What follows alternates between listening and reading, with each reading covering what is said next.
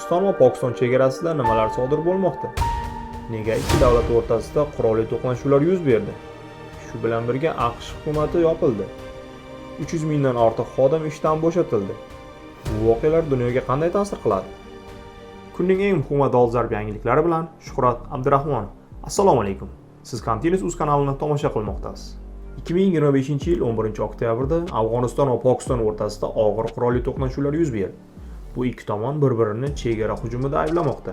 Hodisa uzoq davom etgan chegara mojarolarining navbatdagi qismi sifatida ko'rilmoqda. Pokiston Afg'onistonni TTP, ya'ni Tehriki Taliban Pokiston guruhini himoya qilganlikda aybladi. Afg'oniston esa Pokiston hududiga hujum qilganligini bildirdi. Bu ayblovlar ikki davlat o'rtasidagi uzoq davom etgan ishonchsizlikni kuchaytirmoqda. To'qnashuvlar Pokistonning Xaybar Paxtunxo viloyati va Afg'onistonning Nagarxar, Helmand, Kunar viloyatlarida sodir bo'ldi. Hududdagi xavfsizlik choralarini kuchaytirish uchun qo'shimcha harbiy kuchlar yuborildi. Mahalliy aholi xavfsizlik sababli o'z uylarini tark etishga majbur bo'lmoqda. BMT va Qatar hukumati ikki davlatni ehtiyotkorlikka chaqirdi. Xalqaro hamjamiyat hududdagi vaziyatni diqqat bilan kuzatib bormoqda. Shu bilan birgalikda diplomatik muzokaralar olib borish kutilmoqda. Endi Amerikada sodir bo'layotgan siyosiy yangiliklar bilan tanishtiramiz. 2025-yil 1-oktyabrda AQShda hukumat yopildi. Prezident Donald Tramp demokratlar bilan budjet bo'yicha kelishmovchilik tufayli 300 mingdan ortiq federal xodimni ishdan bo'shatdi. Bu qaror sog'liqni saqlash, ta'lim va xavfsizlik kabi sohalarga jiddiy ta'sir ko'rsatadi.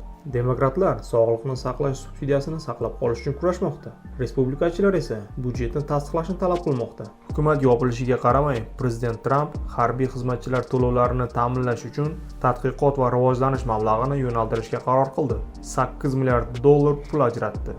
AQSh hukumatining yopilishi va 300 mingdan ortiq federal xodimning ishdan bo'shatilishi faqat ichki siyosat va iqtisodiyotga ta'sir qilmaydi. Bu holat xalqaro moliya bozorida beqarorlik, xalqaro bitimlar va diplomatik jarayonlarda kechikishlarga olib kelishi mumkin. Shu sababli dunyo hamjamiyati AQShdagi siyosiy vaziyatni diqqat bilan kuzatmoqda.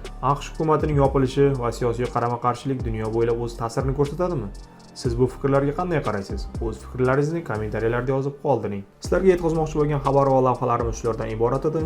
Continuous kanaliga obuna bo'ling va video ostiga like bosing va bizni kuzatishda davom eting. Kunning eng muhim va dolzarb yangiliklari bilan Shuhrat Abdurahmonov bo'ldi.